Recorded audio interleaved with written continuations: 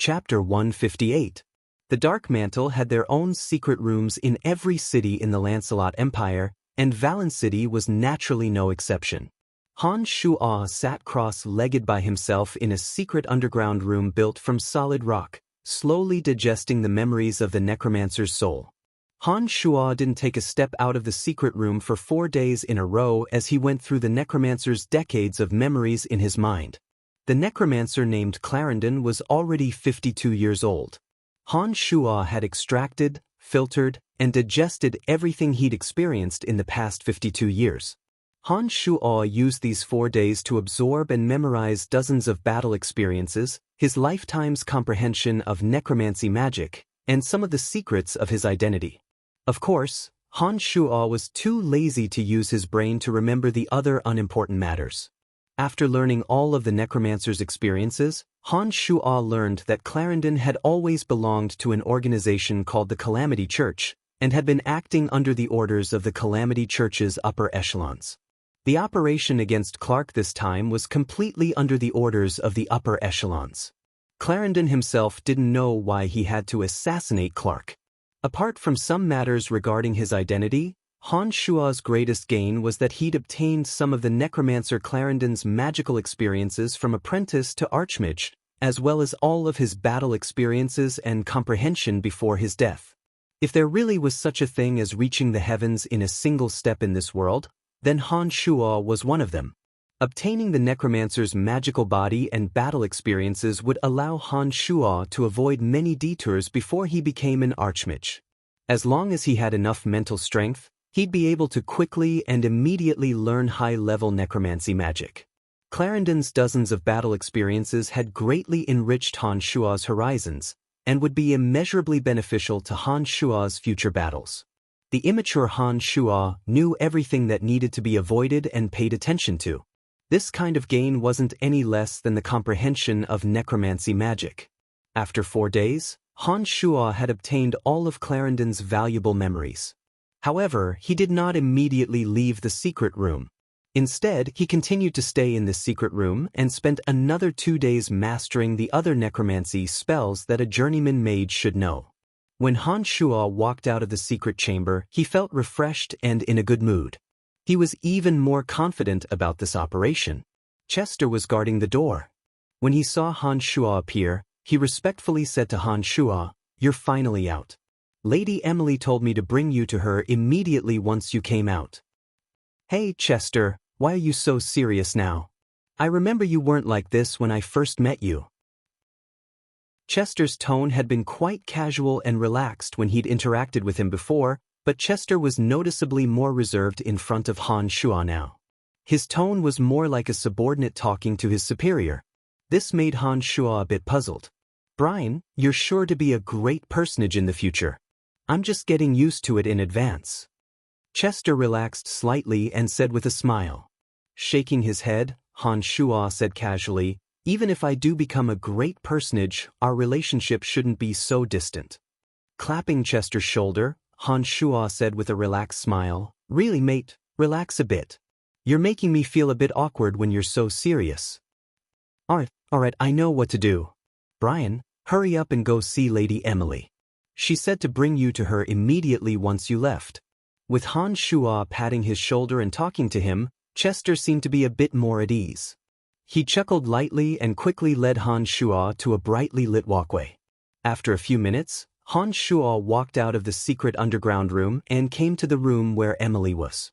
After arriving here, Chester winked at Han Shuo and retreated to the side with a chuckle. He only stopped to guard the place after he was a distance away. In the past few days of getting along, although Han Shuo and Emily had deliberately concealed their identities, the tone and movements of their conversations still revealed some ambiguous information. As a thief, Chester was very quick-witted. After getting along for a few days, he naturally discovered some clues. However, Chester was a smart man. He knew that only by getting on well with Han Shuo would he have a chance to climb up. Therefore, he knew that even if he understood some things in his heart, he had to pretend that he didn't understand. Han Shuo also understood this in his heart, so he wasn't worried that Chester would say anything. Looking at Chester winking at him, Han Shuo still had a calm expression on his face. He pushed the door open and walked into Emily's room without any taboo. "Who's there?" Emily was taken aback and suddenly exclaimed from the bathroom inside. Han Shuo even heard the sound of water droplets. With a jolt in his heart, Han Shuo already knew that Emily was taking a bath at this time. After 6 consecutive days of seclusion, Han Shuo had been holding it in for quite a long time. Therefore, after a smirk, he closed the door with a backhand and quickly shot directly into Emily's bathroom. Emily, who was a little panicked at first, immediately knew who it was as soon as she heard Han Shuo's smirk. She couldn't help but blush, and her perfect, wet body fell back into the bathtub again. "The thief is here." Han Shuo chuckled mischievously and circulated his magical yuan.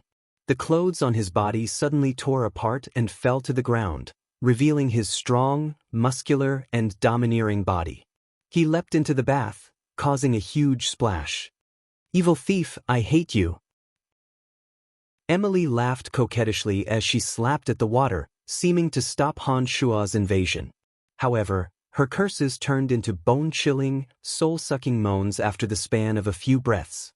After a long while, Emily's entire body spasmed and convulsed. She moaned loudly and the splashes in the pool slowly returned to normal. "So beautiful!" Emily gasped lowly and lay her body on Han Shuo's broad chest. She said happily, "The evil thing that I love and hate at the same time." Leaning lazily on the edge of the pool, Han Shuo said contentedly, "Soaking in such a warm bath in such a cold winter is indeed one of life's great joys." "All right, why were you looking for me so urgently?" "What do you think?" "Of course I wanted to ask you what you've gained in the past few days." Emily's slender hands unconsciously slid down Han Shuo's back as she asked Han Shuo. Han Shuo took in a refreshing breath and recounted his gains in the past few days to Emily in detail. When Han Shuo had finished speaking, Emily was extremely shocked. She looked at Han Shuo and said with wild joy, "You've received his understanding and battle experience in necromancy magic. Does this mean that you can quickly train to the archmage level and grasp all the necromancy magic he's already grasped as long as you have enough mental strength?" "I think so. I've just tried practicing another journeyman necromancy magic and discovered that I've completely grasped it in a short amount of time according to this necromancer's experiences. I didn't take any detours in the middle." Han Shuo nodded affirmatively and responded to Emily. "My gosh, this is too miraculous, too unbelievable." Emily was overjoyed when she heard Han Shuo's words. She couldn't help but repeat these words, seeming to be even more excited than Han Shuo himself. The necromancer found these documents in a secret room in the slave trading house. There are business records regarding Bob Asher, and it proves that he was indeed involved in the slave trading house. Han Shuo handed over some of the documents he'd obtained from the necromancer regarding the slave trade to Emily after he'd finished his narration. Although the necromancer named Clarendon had set up a magical boundary in his space ring, Han Shuo had easily opened the magical boundary because he'd obtained all of the necromancer's memories. He'd obtained a few books on necromancy magic, some medicines to recover mental strength, and a few magic robes that could increase the power of magic. Of course, what satisfied Han Shuo the most was the white bone staff that Clarendon had used. This white bone staff should have been made specifically for necromancers. Using this white bone staff to cast necromancy magic would increase the power of Han Shuo's necromancy magic.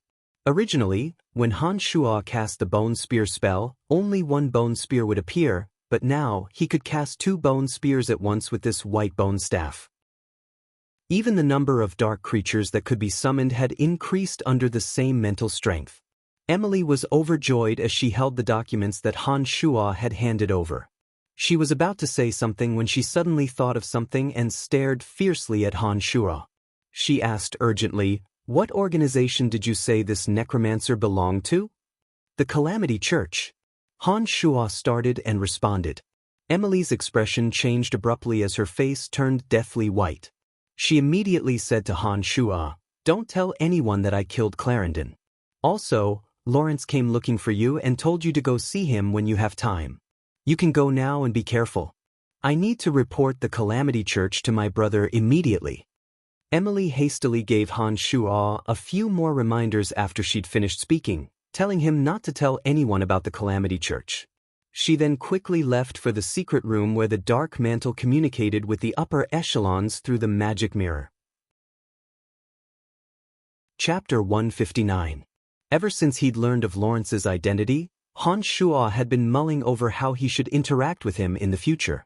Judging from the current situation, Lawrence was obviously planning on participating in the struggle for power between the princes. It was just that his identity was an awkward one, and this would make his situation less optimistic. If Lawrence really could inherit the throne, Han Shuo wouldn't mind being a bit closer to him, and would even be willing to go on adventures with him. However, if Lawrence didn't have the strength to do so and rashly stayed with him, it would put Han Shuo in an extremely unfavorable situation. Therefore, even though he knew Lawrence's identity, Han Shuo pretended that he didn't know anything. He walked to Lawrence's house with his usual expression. It was Assassin Lucky who brought Han Shuo in this time. After experiencing the assassination of Clark last time, this old assassin seemed to have completely acknowledged Han Shuo's strength.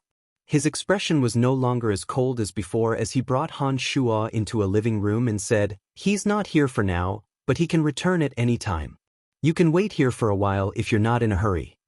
Nodding, Han Shuo looked at old Assassin Lucky and said with a smile, "No problem, I'll wait for a while." "Oh, right, I saw you deal with Calvert afterwards. Did you kill him in the end?" "Of course, not only Calvert, but even his son was killed by me." Old Assassin Lucky had a proud expression on his face. It looked like he was quite proud of his assassination skills. Han Shuo suddenly remembered Lisa's matter as he casually chatted with Lucky. He asked, "Oh right, is Lisa here right now? I want to take advantage of Lawrence's absence to go see her." "Miss Lisa is here. Come with me, I'll take you to see her," Lucky said as he led Han Shuo through a courtyard and into a secluded building in the back. He then reminded Han Shuo in a low voice, "Miss Lisa's emotions have stabilized due to the deaths of Calvert and his son. However, it's best if you don't bring up matters regarding her family." Nodding in understanding, Han Shuo didn't say anything else and approached the building alone, knocking lightly on the door. "Is it Cousin Lawrence?" Lisa asked through the door from inside the room, her voice still a bit sad. "It's me," Han Shuo responded. "Oh, Brian, you've come to see me."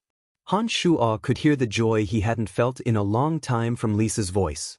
Footsteps quickly approached as Lisa opened the door to the room and appeared in front of Han Shuo wearing a cotton nightgown. Although the originally innocent and cute Lisa's appearance hadn't changed at all after experiencing the tragic changes in her life, and she was still so young and naive, her bright eyes were always tinged with a faint sadness. Her entire demeanor had become a bit pitiful, and she was quite different from her previous unruly and willful self. However, the pitiful Lisa at this moment actually made Han Shuo feel more at ease when he looked at her. Han Shuo closed the door after walking in and exhaled lightly, pretending to be cold as he said, "The weather outside is really quite cold. Thank you for helping me kill that old dog Calvert." Lisa tugged on Han Shuo's sleeve and motioned for Han Shuo to follow her into the room as she thanked Han Shuo. A stove was burning inside and warmed the room. Lisa added some dry wood to the stove after coming in and then sat down on a soft fur-cushioned chair. "It was your cousin Lawrence's men who killed Calvert. You should be thanking your cousin. I only caused some trouble." Han Shuo found a chair and sat down. He casually picked up a cup and poured himself a cup of steaming hot water, drinking it by himself. "If it wasn't for you causing trouble, my cousin's men wouldn't have succeeded so easily." Lisa had indeed changed in some ways compared to before. She mused for a while after saying this and looked a bit timidly at Han Shuo, saying, "You spent so much gold to buy me in the slave trading house. According to the rules of slaves, I should belong to you." Startled, Han Shuo immediately said seriously, "Lisa, you know that I'm buying you completely for the sake of saving you. I have absolutely no other intentions. Besides, those gold coins weren't that much. We're friends after all, don't misunderstand." Shaking her head sadly, Lisa looked at Han Shuo with a bit of panic, saying, "Do you dislike me and don't want me anymore?" No, we're friends and this is what I should do. You have your freedom and I don't want you to feel guilty because of those 1,000 gold coins." Han Shuo said hastily. Lisa fell silent again after saying this and said to Han Shuo after a while, because of Bob Asher's framing, my family is completely finished and my status as a slave has been set in stone. You bought me in front of so many people in that slave shop. There's no way to change this fact. Then I can return your freedom and remove your status as a slave. Han Shuo thought for a moment and said to Lisa. Han Shuo heard footsteps coming from outside at this time. Lawrence walked in with a slight smile after a while and asked when he saw Han Shuo and Lisa talking, "What are you two talking about?" "I'm saying that I want to remove Lisa's status as a slave." Han Shuo looked at Lawrence and responded. "Give me your crystal card and I'll transfer 1,000 gold coins to you. Consider that you sold Lisa to me through the legal process and leave the rest to me." Lawrence seemed to have thought about this long ago and immediately made a suggestion when he heard Han Shuo mention this matter. "No need, Lisa is my friend and I can give her to you now. I can't accept the 1,000 gold coins." To Han Shuo, 1,000 gold coins was nothing at all. In addition, Han Shuo did have thoughts of saving Lisa. Lawrence didn't insist on declining after Han Shuo's words and nodded at Han Shuo with a smile. He said readily, "That's fine, I'll take care of Lisa's status for her. However, this is Valen City and Bob Asher's territory. I'll get Lisa back to the Empire in the next 2 days. Bob Asher won't be able to do anything then even if he wants to." As the third prince, Lawrence had a close relationship with the king. It naturally wouldn't be difficult for him to take care of such a small matter. Now that Valen City was in chaos, it was indeed a bit dangerous for Lisa to stay here. It was definitely a good thing to get her away as soon as possible. "Lisa, Brian and I have some things to discuss in private. We'll be leaving first." Lawrence shot Han Shuo a meaningful glance and walked outside. Han Shuo rose and followed. The two arrived next to a fake mountain in the front of the courtyard. Lawrence looked deeply at Han Shuo and asked, "Brian, why did you and Madame Emily come to Valen City this time?" This matter was related to the secrets of the Dark Mantle and Han Shuo naturally couldn't say much. He shook his head apologetically. "I'm sorry, I promised Madame Emily that I wouldn't divulge this matter." Sighing lowly, Lawrence said sincerely, "Your background is clean. Although you were once a slave, it doesn't matter much. However, Emily is different. Her current status is Old Han's wife. If you walk too closely with her, it will affect your future. I think I understand what you mean, but I know what I'm doing. You don't need to worry about me in this regard. Right? If you've come to Valen City this time to save Lisa and assassinate Clark, then you've finished your business here. Are you leaving soon?" Lawrence had good intentions, but Han Shuo and Emily's relationship had already been set. Han Shuo had his own thoughts and plans and naturally wouldn't change anything because of Lawrence's persuasion. "Apart from this, I've also promised someone to deal with Bob Asher of Valen City. Perhaps you can help me?" Lawrence stared at Han Shuo and suddenly opened his mouth to speak. "Huh, you must be joking. You're inviting me to deal with the chief of the Griffin Legion? This is too funny. I know my own weight. I don't think I'll be of any use against someone of old Bob's level." Han Shuo's heart was as clear as snow, but he purposefully played dumb. Lawrence stared hard at Han Shuo and was about to say something when Lucky's low cries suddenly traveled in from the distance. "Not good, this place has been exposed. I think we need to leave immediately, Bob Asher's men are already here." Lawrence was startled and his expression fluctuated slightly. He finally said to Han Shuo, "Brian, please take Lisa and leave through the back courtyard through the small path. We still need to make some preparations." Things were urgent at this moment and Han Shuo didn't say much. He nodded decisively and abruptly sprang into action, breaking through the door and rushing into Lisa's room like lightning. He didn't wait for Lisa to say anything as he casually grabbed a fur coat from the wall and wrapped it around Lisa.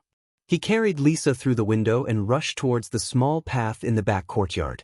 The urgent neighing of horses sounded in the distance and quickly approached.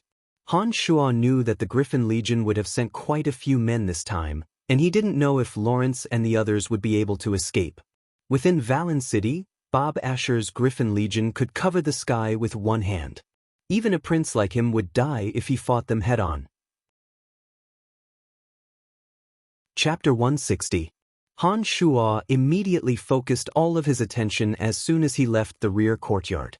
Although he was carrying Lisa, Han Shuo's speed was still as fast as lightning. He flew at full speed as soon as he landed on the small path behind him.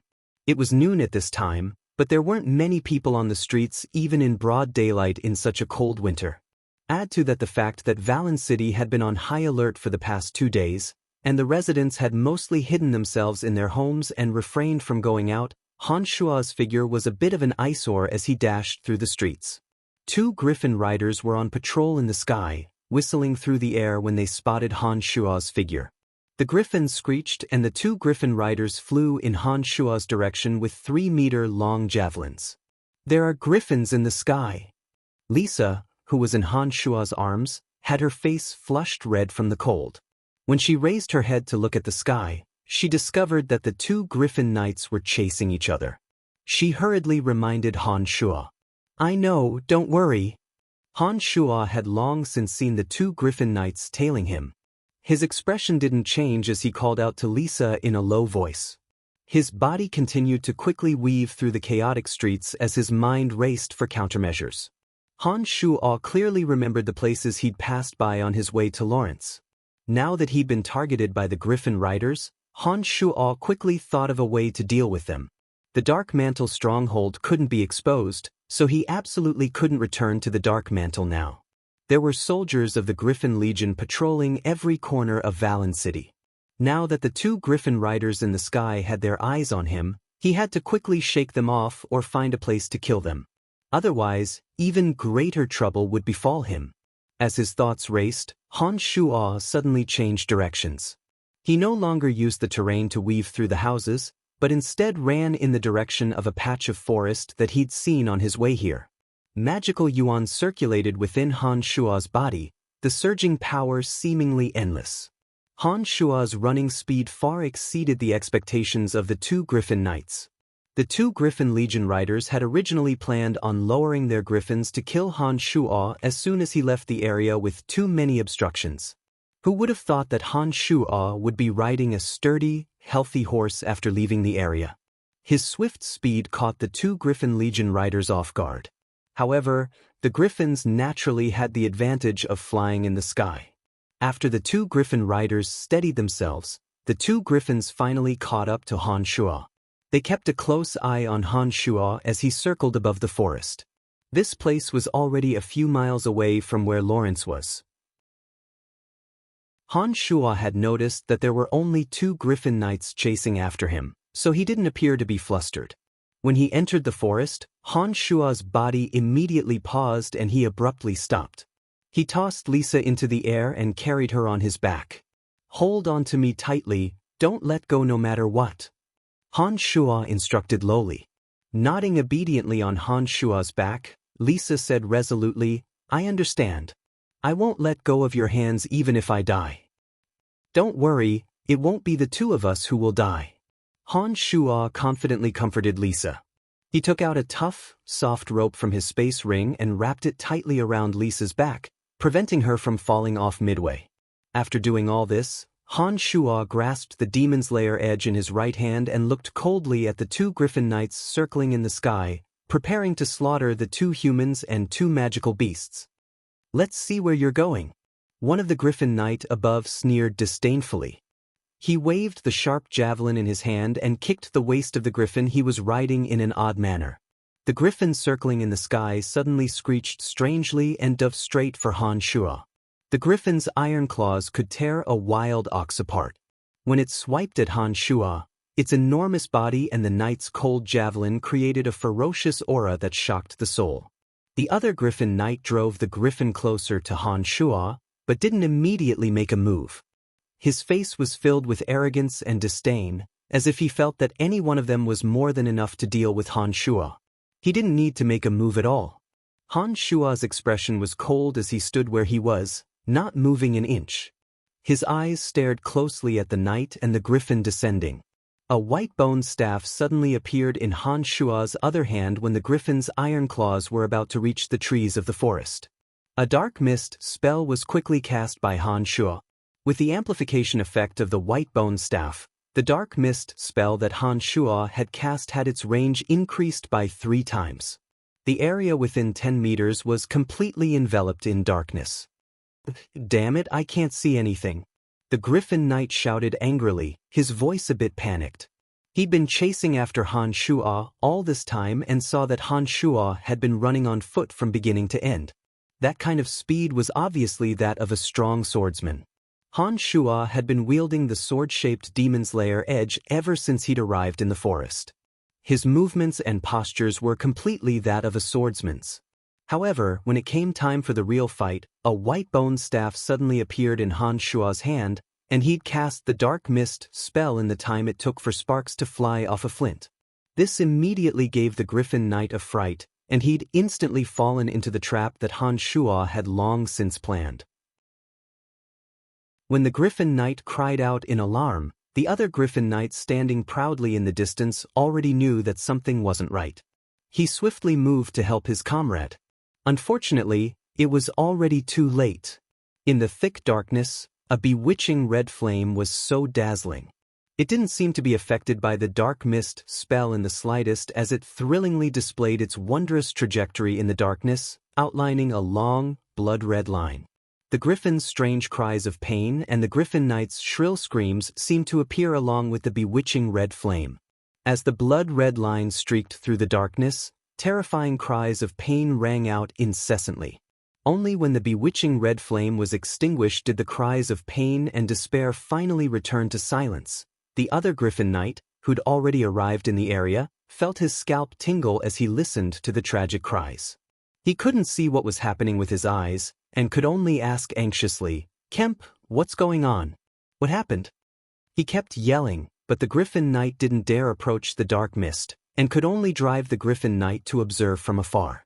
The dark mist spell came quickly, and disappeared just as quickly. The dark mist that had suddenly gathered quickly disappeared under a gust of chilly wind. Han Shuo stood motionless in the same position with a cruel, callous, and sinister smile on his face. On his back, Lisa buried her head deep into Han Shuo's neck, her eyes tightly shut. She couldn't bear to look at Han Shuo. Around Han Shuo, there were bloody severed limbs and flesh scattered all over the ground. Some belonged to the Griffin Knight, while others belonged to the Griffin Knight. The thick stench of blood was extremely pungent. Han Shuo raised his foot and stepped on a head with brain juice slowly flowing out. Han Shuo looked as if he'd been baptized in blood. His face and body were covered in blood, making his already sinister expression look even more terrifying. A retching sound suddenly came from the observing Griffin Knight. After that retching sound, he immediately spurred the Griffin to fly far away in fear.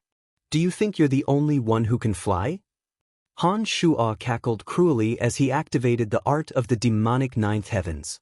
His body broke through the air and shot towards the Griffin Knight with Lisa in tow.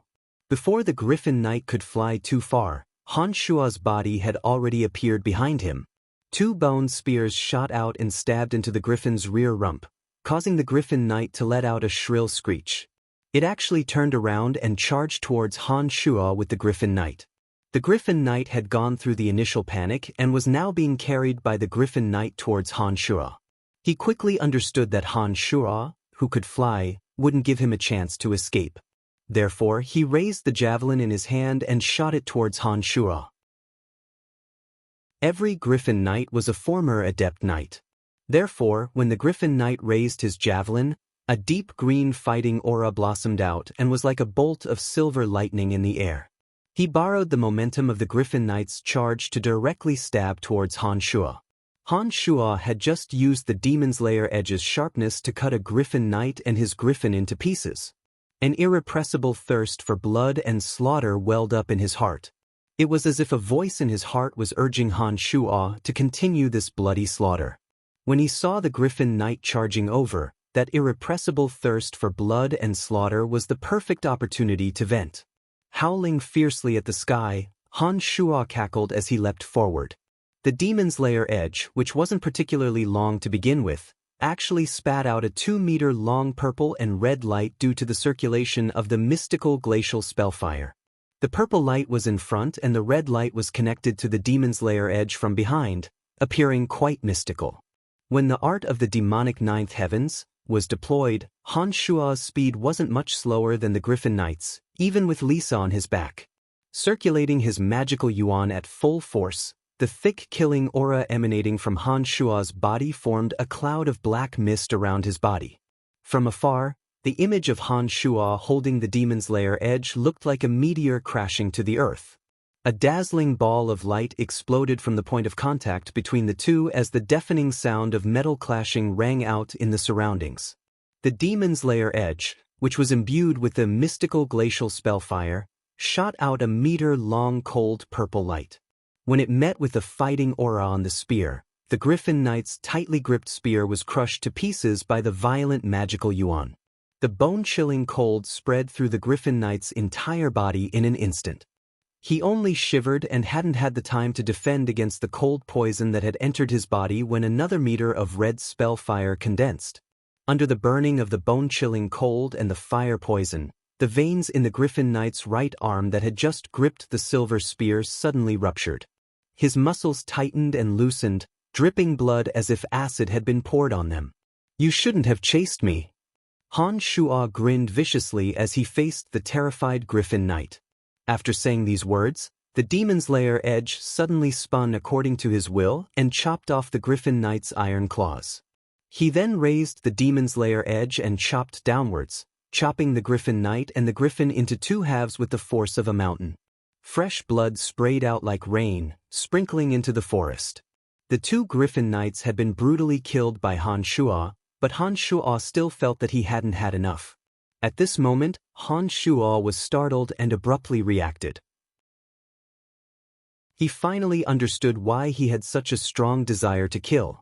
After his magical yuan had reached the true demon realm, Han Shua had truly become a demon.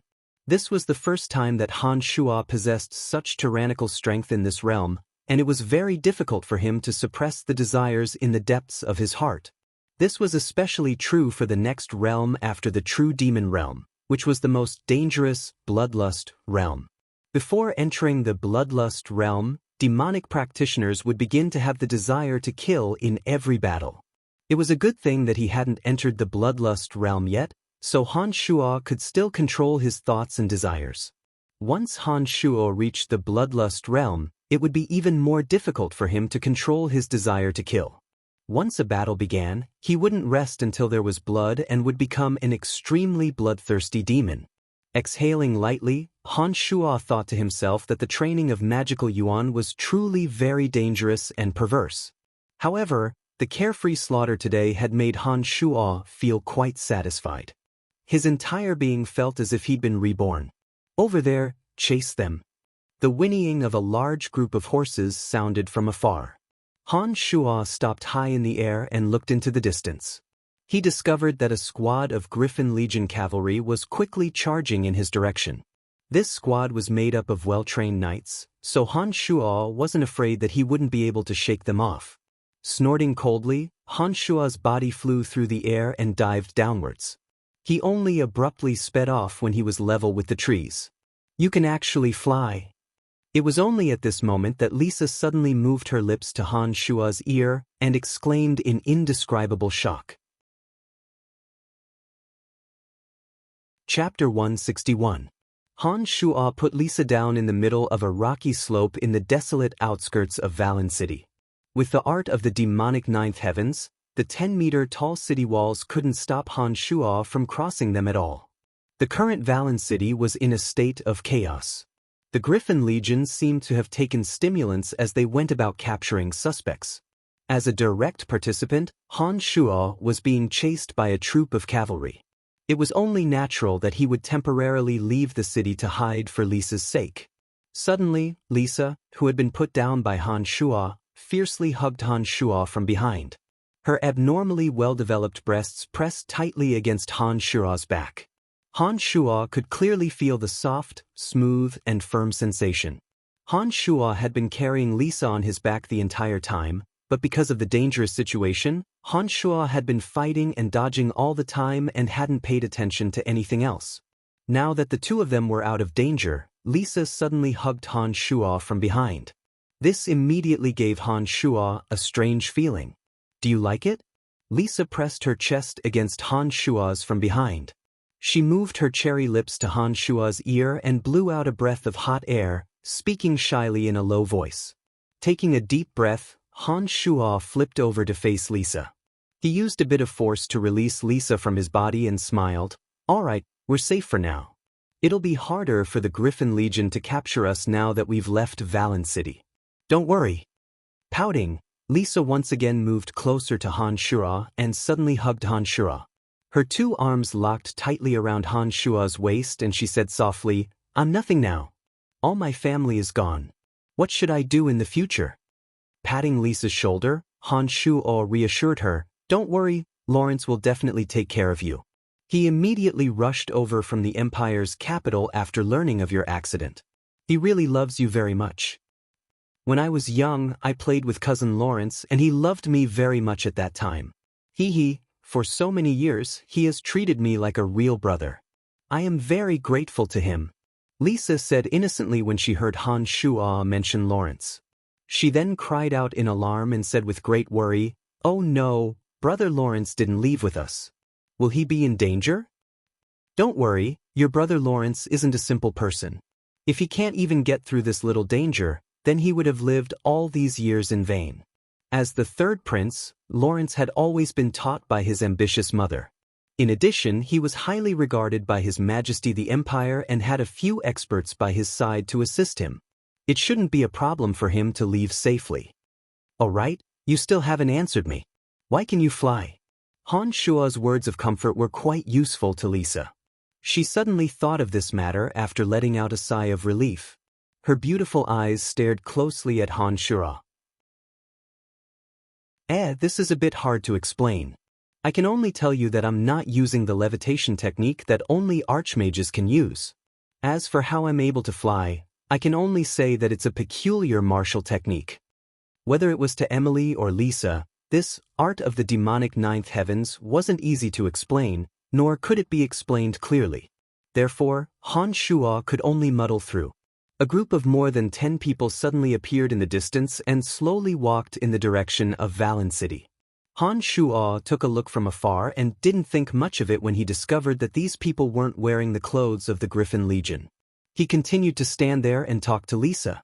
The rocky slope that Han Shua and Lisa were on happened to be where they'd passed by. When the group neared Han Shua, a soft exclamation suddenly sounded from within. "Brian, what are you doing here?" Han Shua started and then looked at the group of people. He suddenly discovered that there was a familiar face, Candace, amongst them. The well-built Candace carried a broadsword on her back and wore a thin, tight swordsman's uniform. She looked as if she didn't fear the onslaught of winter. When she saw that Han Shua was here, she turned around and gestured to the mercenaries behind her, walking valiantly towards Han Shua. When she arrived in front of Han Shua, she swept a glance at Han Shua and said with a slight frown, "You wouldn't have taken this little girl to such a rocky slope in such cold weather, would you?" "None of your business." Lisa flicked a glance at Candace, seeming to dislike the tone of her voice as she yelled unkindly. Struggling for a bit, Han Shua extricated himself from Lisa's embrace. He first looked at the battlefire mercenary band behind Candace and discovered that there were a total of 6 of them. 5 of them had spread out and were surrounding a beautiful girl with a veil over her face, seeming to be protecting her safety.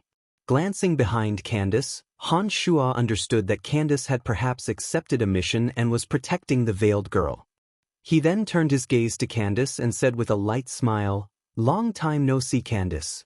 You must have accepted another mission and are currently in the middle of it?" Nodding her head, Candace calmly admitted it. She laughed heartily and replied, "That's right, my life is one of hard work. How could I be as carefree as you? You still have the leisure to come here and have a secret rendezvous on such a cold day.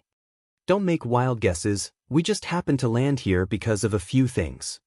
Han Shua smiled wryly at Candace and opened his mouth to explain. "It's just a tryst, what does that have to do with you?" Lisa's little mouth pouted and seemed to have recovered her shrewdness from back in the academy. She glared at Candace like a belligerent little hen provoking her. All right, what's there to argue about?" Han Shua was a bit baffled and patted Lisa with a smile. indicating for her to speak less. This little girl is a bit interesting, hee. Alright, Brian, how are things between you and Phoebe? Candace looked at Lisa with amusement and then stared at Han Shuo. Same old, I'm doing business with her. She's taken over the merchant guild and has been incredibly busy lately. Han Shuo responded carelessly and suddenly asked Candace, are you going to Valen City this time? Nodding, Candace said, that's right, we've accepted a mission this time to protect Miss Belinda on her way to Valen City. We'll send her back safely after she's finished with her business in Valen City. Because Candace and Han Shuo had experienced life and death together last time, Candace had already acknowledged Han Shuo in the depths of her heart. Therefore, she didn't have any reservations and calmly stated the objective of this time's mission. A thought occurred to Han Shuo and he thought for a moment before reminding Candace, Valen City hasn't been very peaceful recently. Of the two sons of Griffin Legion Commander Bob Asher, one has been missing for a few months and the other, Clark, was killed just 2 days ago. The chief is extremely angry and everyone in Valen City is on high alert. If there's nothing particularly important, I suggest that your employer doesn't choose this time to enter the city. Thank you, I'll mention your suggestion to my employer, but it's not up to me to decide if she's willing to listen. Candace was quite surprised when she heard of this matter. It was obvious from her furrowed brow that this matter was very important to her, but she was a mercenary. Once she'd accepted her employer's request, she had to follow through with the original agreement. She had no right to change anything even if something went wrong along the way, or she'd have to bear additional compensation. Therefore she could only say this. Nodding, Han Shuo was about to say something when his brow suddenly furrowed and he abruptly turned to look in the direction that Candace and the others had come from. He hesitated for a moment before asking, did you encounter any danger along the way? Candace started and then suddenly thought of Han Shuo's miraculous abilities. Her charming face froze and she quickly responded, we did encounter some danger along the way, but it was quite easy for us to deal with. Why do you say this? Did you discover something? There was another group of people behind you when you appeared. Apart from me, they had nothing to do with you at first and should be another group heading into Valen City. However, when a gust of wind blew over just now, I seemed to hear the words Belinda through the wind. If I'm not wrong, this group of people who've been keeping a distance from you must have something to do with your employer, Belinda. Han Shuo responded with a frown. If it had been anyone else who'd said Han Shuo's words, Candace wouldn't have believed them at all because even she hadn't been able to see any movement from such a distance. Not only had Han Shuo sensed that a group of people was following them, but he'd also heard their voices through the wind. This was an unimaginable matter. Only a wind grand magus would be able to borrow the wind's power and hear the voices of people far away. Han Shuo was obviously far from this level. However, Candace, who'd gone through trials and tribulations with Han Shuo, understood that Han Shuo possessed miraculous abilities. Having long since witnessed Han Shuo's abilities, Candace believed Han Shuo's words without any doubt. Her long eyelashes fluttered as she furrowed her brow in thought and said to Han Shuo, which direction are they in, how many people are there, and roughly how strong are they? Chapter 162. There are 3 people 500 meters behind you. Because of the distance and their ordinary attire, I can't tell how strong they are. Han Shuo took note of the situation and observed for a while with narrowed eyes before answering Candace's question in a low voice. Thank you, Brian, I'll remember your help. Candace exclaimed softly and didn't say anything more to Han Shuo. She turned around and returned to the Battlefire mercenary band, discussing a few things with the other mercenaries. Who is she to you? Why are you willing to help her? Lisa tugged on Han Shuo's sleeve after Candace left and asked Han Shuo. An old friend. Let's go, we'll leave this place from the other side. We still have to return to Valen City in a bit. Han Shuo looked at Candace and saw that she was still in discussion with her employer and a few people from the Battlefire mercenary band. He knew that his words had already made Candace understand. Candace was a mercenary and had her own missions and lifestyle. Han Shuo had come across her and seen that there were hidden dangers in her mission, so he gave her a careless reminder out of goodwill. He could be considered to have done his part as a friend, but he wouldn't interfere in her matters. Lisa didn't say anything when she heard that Han Shuo wanted to leave. She lowered her head a bit bashfully and walked to Han Shuo's back, wrapping her arms around his neck. She leapt onto Han Shuo's back and smiled merrily in Han Shuo's ear. "I still want you to carry me." Han Shuo was speechless and laughed helplessly. He said to Lisa on his back, "I had no choice but to carry you on my back because the situation was urgent just now. Now that we're out of danger, you don't need me to carry you anymore.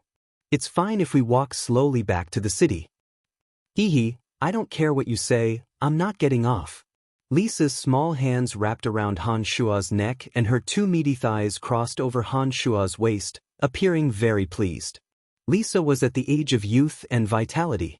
Because of Han Shuo's encouragement and guidance, Lisa's originally flat chest had become ridiculously full. Han Shuo even felt that her chest wasn't much smaller than Emily's from the shape of her back. The soft beauty of her chest pressed so tightly against his body made Han Shuo feel a bit restless. In the distance, Candace conversed with her employer and companions for a bit. She seemed to have made up her mind to continue on to Valen City and didn't pay any attention to the three people tailing them.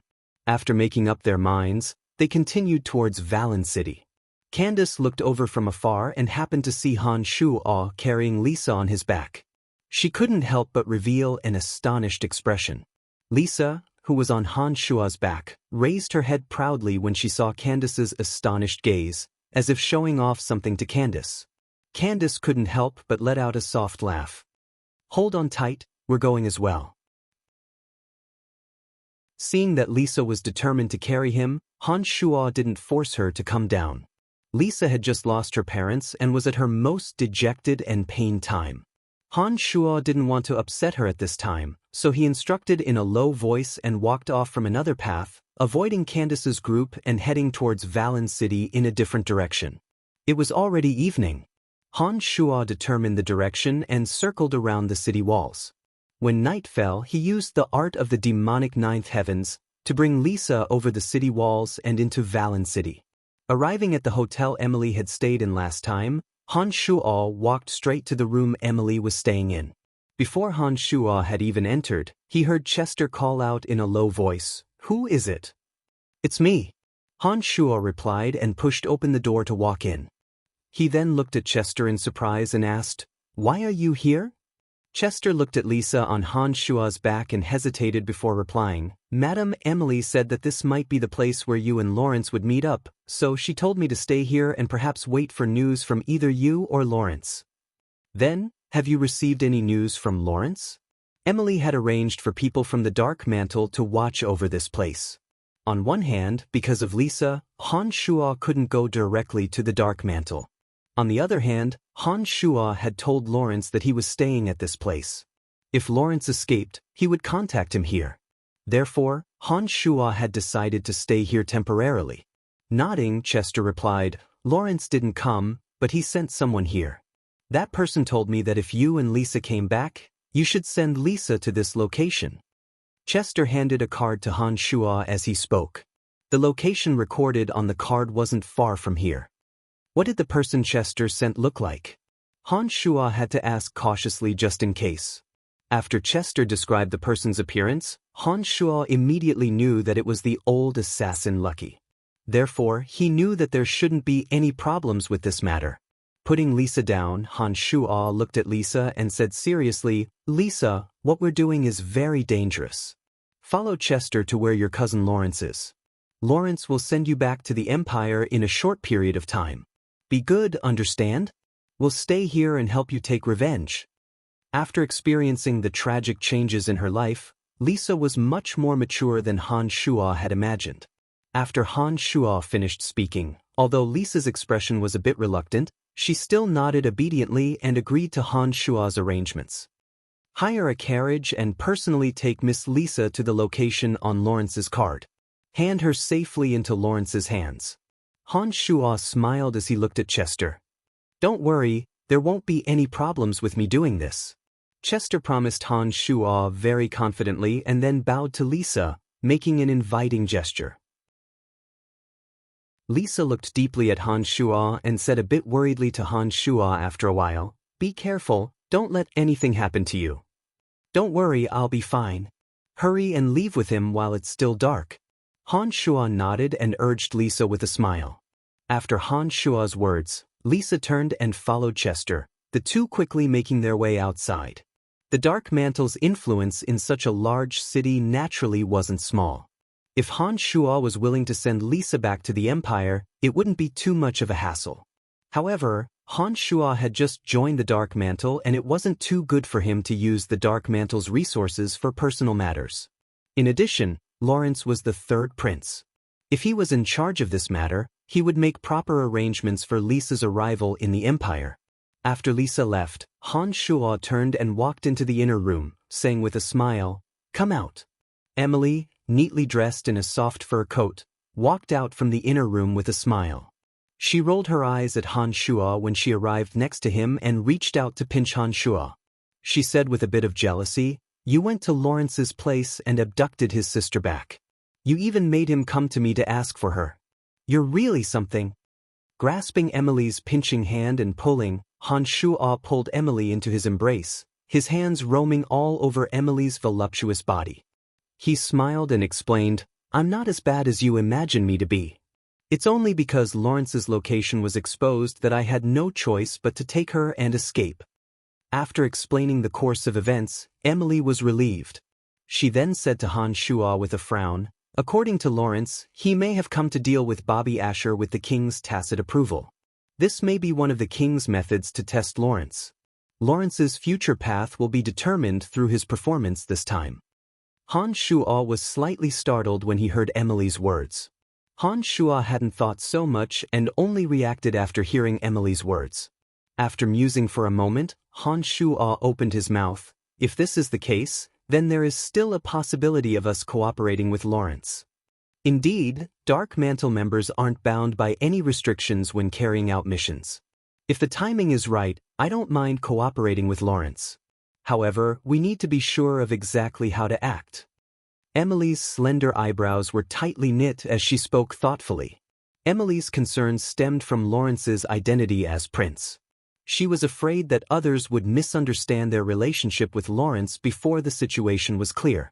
If Lawrence couldn't become king in the end and another prince took over, then Emily, Han Shuo, and the others who were too close to Lawrence would very likely face unexpected misfortune. Therefore, Emily was very cautious. "I understand what you mean.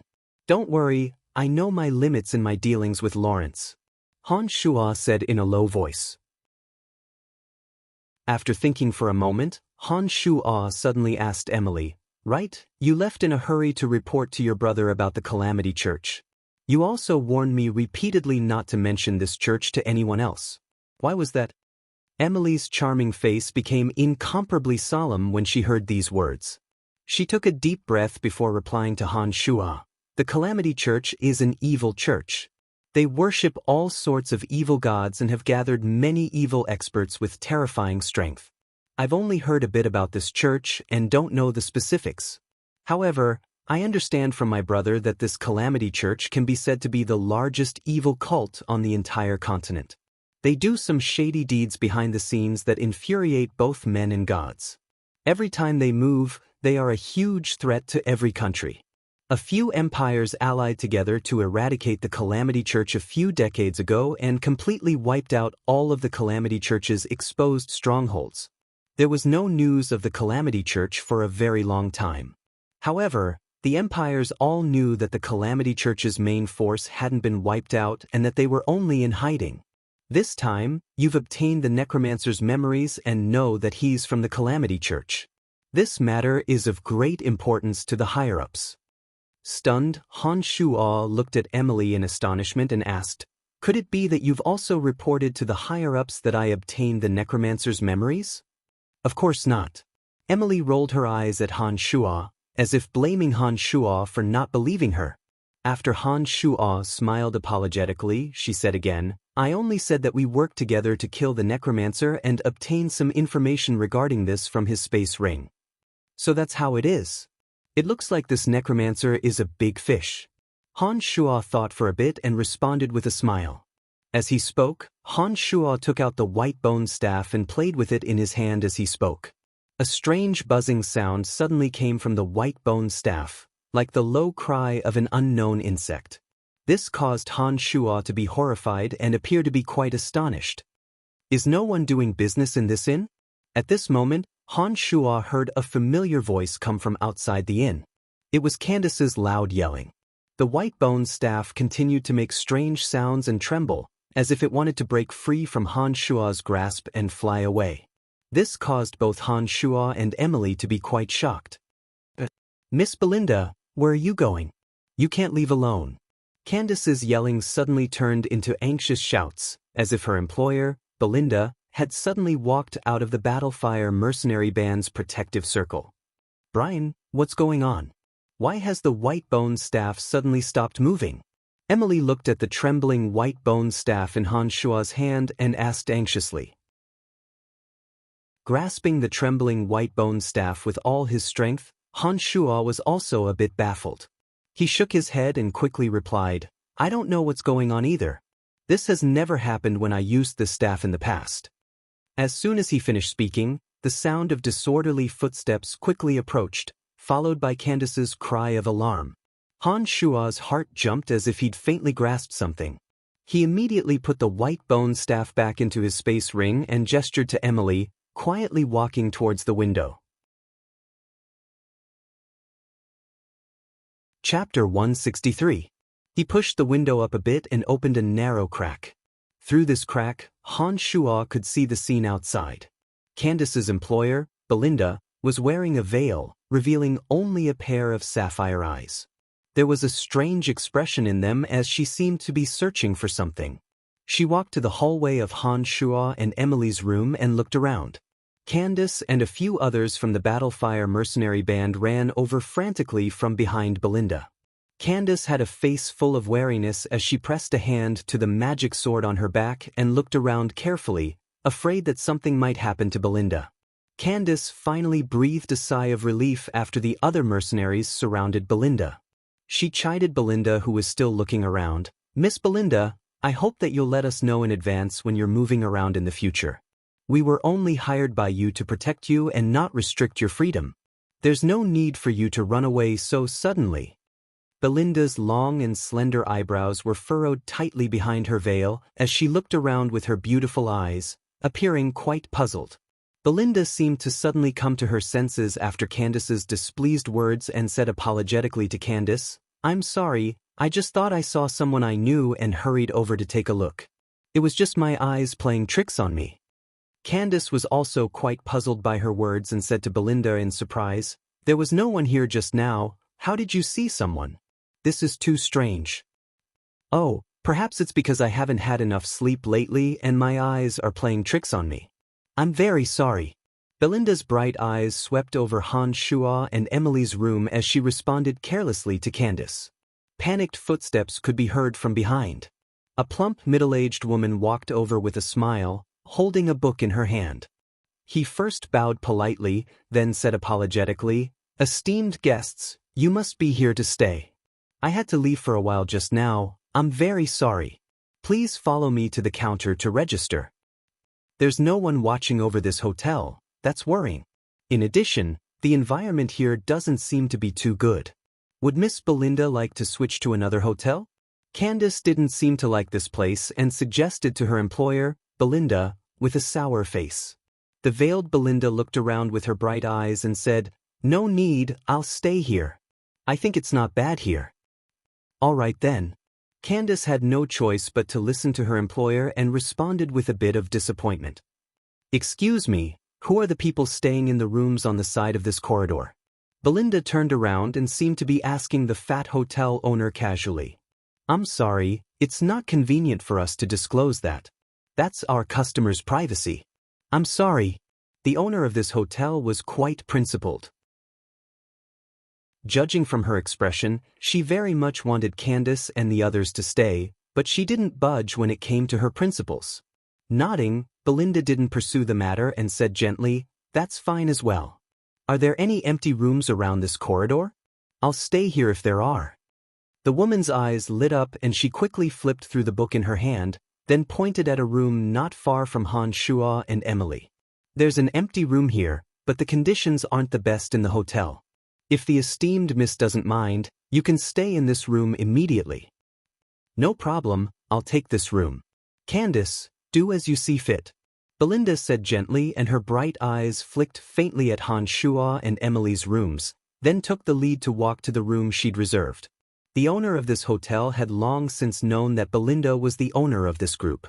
When she saw Belinda walk in that direction, she quickly fished out a bunch of keys and opened the door for her when she reached it, letting her in. You guys go in and protect the miss first. I'll take care of the paperwork and arrange other rooms around Miss Belinda's. Candace gave some instructions to the other members of the Battlefire mercenary band when she saw Belinda enter, and then followed the happy fat woman back to the front desk to take care of the check-in procedures. When the other members of the Battlefire mercenary band had followed Belinda into the room, Han Shuo closed the crack in the window and said lowly to Emily beside him, "The strange movements of the white bone staff must have something to do with this Belinda. Her identity is very suspicious." Emily had also seen a bit of what had happened just now and immediately nodded in agreement when she heard Han Shuo's words. She said very gravely, "It looks like this Belinda is related to the necromancer you killed. Since you've obtained all of his memories, don't you have any impression of this Belinda?" Han Shuo furrowed his brow and shook his head with certainty. "No, this Belinda has never appeared in Clarendon's memories. I really don't understand why she can sense the white bone staff. How did Clarendon obtain this white bone staff?" Emily started and changed her question to Han Shuo after thinking for a bit. Clarendon was rewarded by the upper echelons of the Calamity Church after he completed a certain number of missions. He only knew how to use the white bone staff, but didn't know its origins. Han Shuo closed his eyes and thought for a bit before speaking to Emily. "It looks like this Belinda should be from the Calamity Church. Perhaps it's because of Clarendon's disappearance that she's appeared here. We need to be careful." Emily thought for a bit and said gravely, "Belinda was Candace's employer. If she was from the Calamity Church, then why would she ask Candace to protect her when she came to Valen City?" This was something that Han Shuo couldn't quite understand. However, since Belinda could sense the white bone staff, this meant that her origins weren't simple. When he connected this to what Emily had said about the evils of the Calamity Church, Han Shuo began to ponder inwardly. This Belinda must be suspicious of the rooms in this hallway. I think we should temporarily leave this place and switch rooms to observe this Belinda. Han Shuo looked at Emily and suggested after thinking for a bit. Nodding, Emily said confidently, "No problem, the owner of this hotel is one of us. We can switch rooms if we want." No wonder Emily would choose to stay in this hotel when she arrived in Valen City. So it was because the owner of this hotel was also a member of the Dark Mantle. It looked like the Dark Mantle's intelligence network was quite extensive indeed. Taking advantage of Candace's absence, Belinda and the other members of the Battlefire mercenary band entered the room. Han Shuo and Emily left the room and snuck out from the other side, arriving in a large hall on the second floor. Han Shuo and Emily leaned against the window and could see the front yard. Emily activated some mechanism and the owner of the hotel, the middle-aged woman, appeared merrily in the hall after a while. She still wore a professional smile and bowed slightly to Emily, asking with a smile, "What are your orders, Madam Emily?" "Sister Elaine, arrange a new room for us. It's best if it's a bit away from Belinda, but still within view of her room." Emily also smiled amiably as she spoke. The middle-aged woman named Elaine was a bit surprised when she heard Emily's words. She thought for a bit and said, "3 people just came in and also requested a room where they can see Miss Belinda." His thoughts raced. Han Shuo thought of the 3 people who'd been tailing Candace. He couldn't help but ask, "Where are they staying now? Have you arranged a room for them?" "Don't worry, I've purposely left a room where they can observe Belinda. I saw that Belinda's gaze when she looked at your room just now and knew that there was something wrong with her." Elaine flicked a glance at Han Shuo and revealed a look that said, "Don't worry about me taking care of things. Sister Elaine has made many contributions to our organization over the years. Although she doesn't know martial arts or magic, she's very observant. That's why I'm staying here in Valen City." Emily also rolled her eyes at Han Shuo and explained with a smile. All right, Madam Emily, don't praise me so much. I'll arrange a new room for you. Also, I'll keep an eye on the people who just arrived today. If there's anything, I'll report to you immediately. Elaine turned around and walked out of the room. All right, let's make our preparations as well. We need to keep a close eye on that woman. Perhaps uncovering her identity will bring us great benefits. Emily said. Chapter 164. They moved to another room. This room was separated by the fake mountain in the courtyard, and they could see the window of Belinda's room on the other side. Candace seemed to be discussing something with Belinda after she'd returned and hadn't come out since. The other mercenaries of the Battlefire mercenary band had been arranged by Candace into the two rooms next to Belinda's. The three people who'd been following Candace entered the hotel and stayed next to Han Shuo's group. Using a magical mirror, Han Shuo and Emily could see the movements of the three people in front of them. The three people in the group were three men with ordinary looks, and their appearances were actually quite similar. It looked like they might be brothers. When they moved into the next room, one of them leaned against the window and observed Belinda, while the other two seemed to be too tired and directly fell asleep on the bed. It was still daytime, and neither group made any movements, maintaining a steady silence. Han Shuo observed for a bit and saw that there were no abnormalities on either side. He returned to Emily's side and thought for a bit. You stay here and keep watch for me. I'm going back to the Cemetery of Death to see what's going on inside before coming back. Oh, why are you suddenly thinking of going back to the Cemetery of Death? Emily was a bit surprised by Han Shuo's decision and looked at Han Shuo in confusion. Smiling mysteriously, Han Shuo said, I've recently taken in a lackey. I'm going to see if his injuries have healed.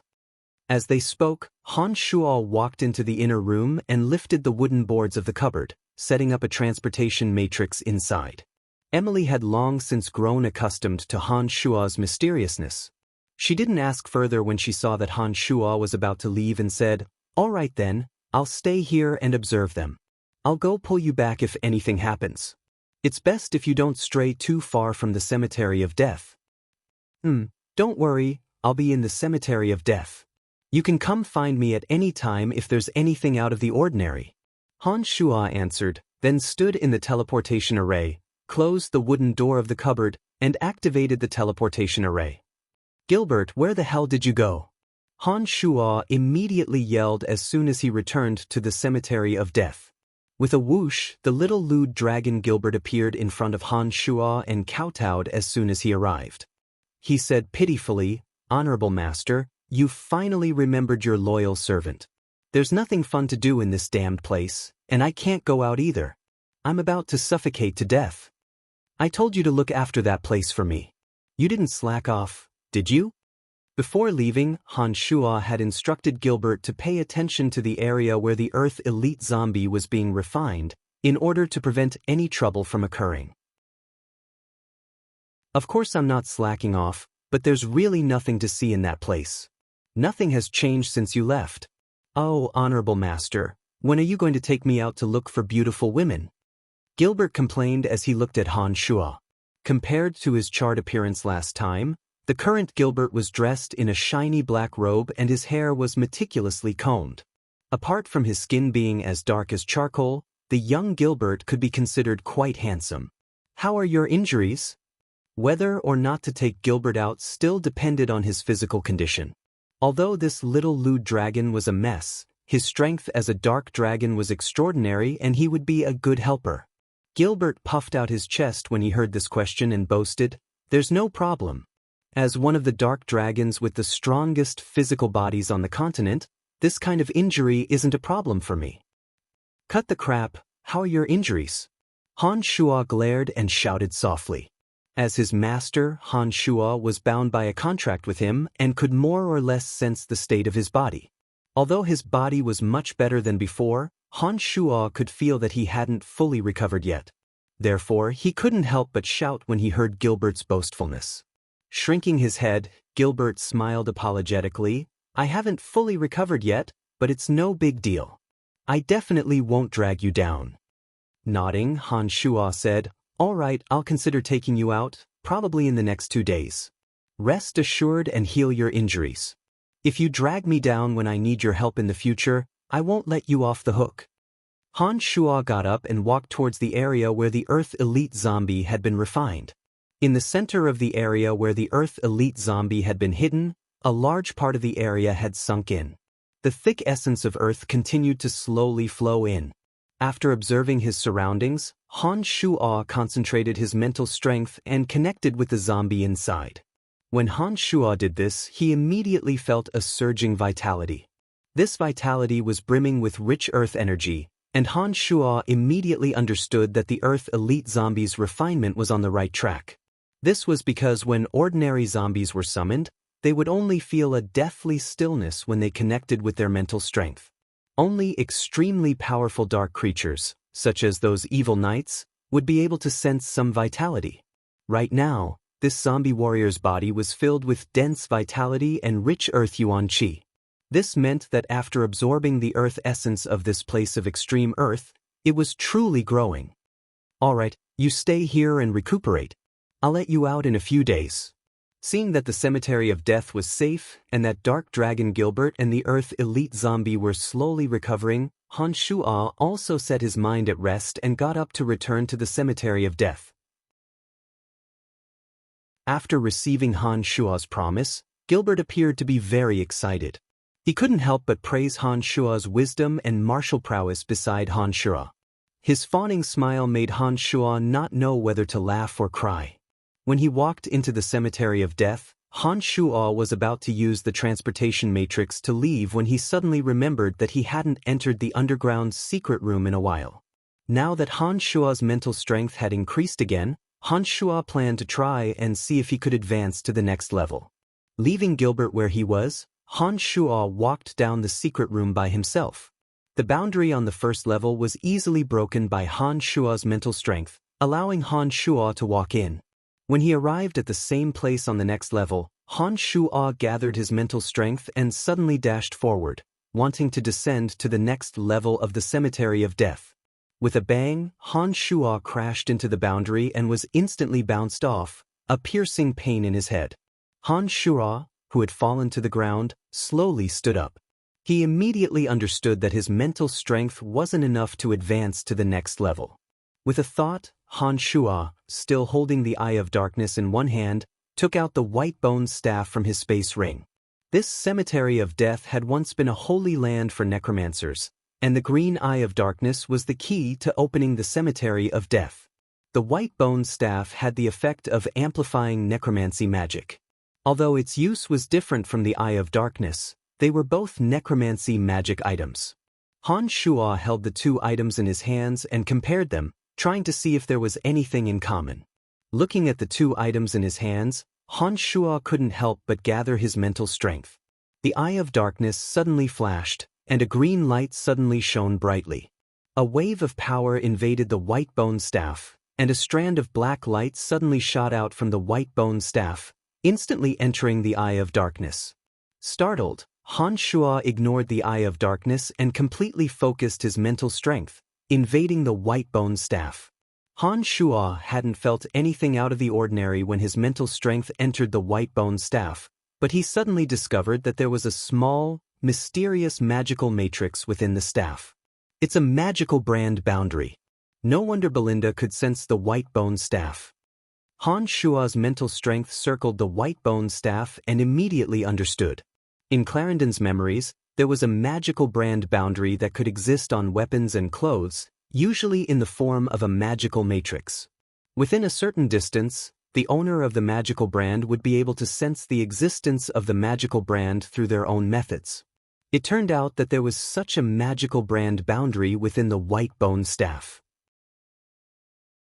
Not only had the presence of magical elements obstructed Han Shuo's mental strength from the beginning, but it was also because of the residual magical elements that Belinda had sensed the existence of the white bone staff.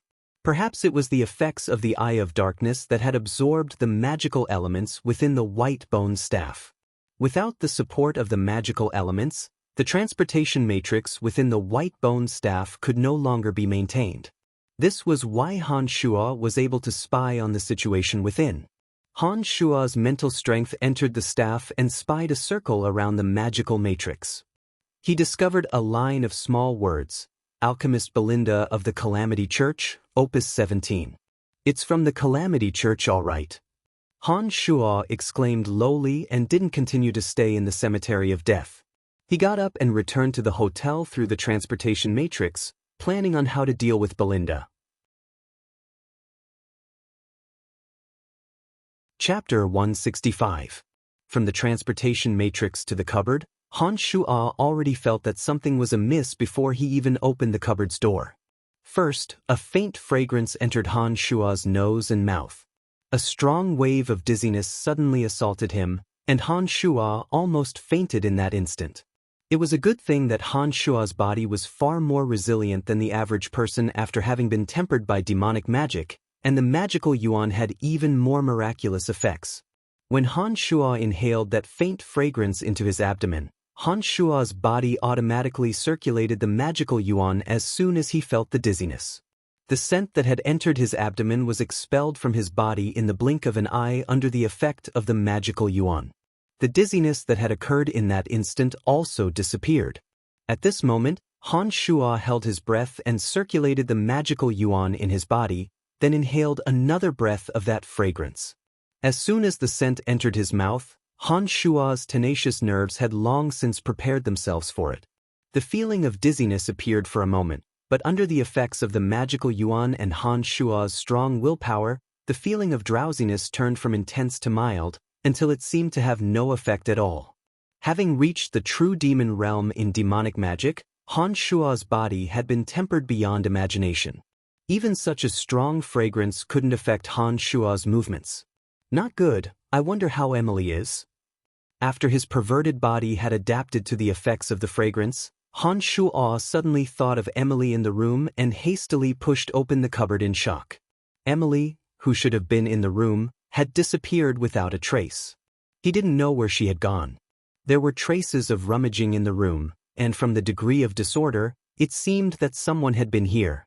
The transportation matrix that Han Shuo had set up was inside the cupboard, and the top of the magical wand had been covered by Han Shuo's clothes beforehand.